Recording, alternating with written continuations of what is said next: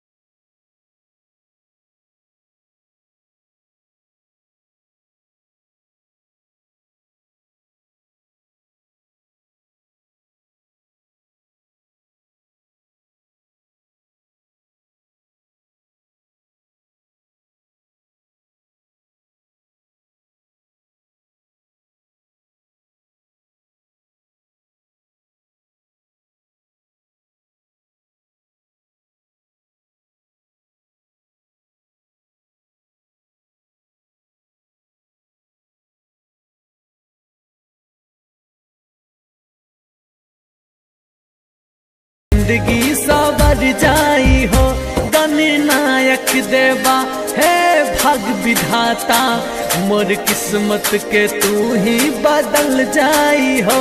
ए हो गौरी लाला तानी करदा भला तोरे कृपा से जिंदगी सवर जाई हो। ए हो गौरी लाला तानी करदा भला तोरे कृपा से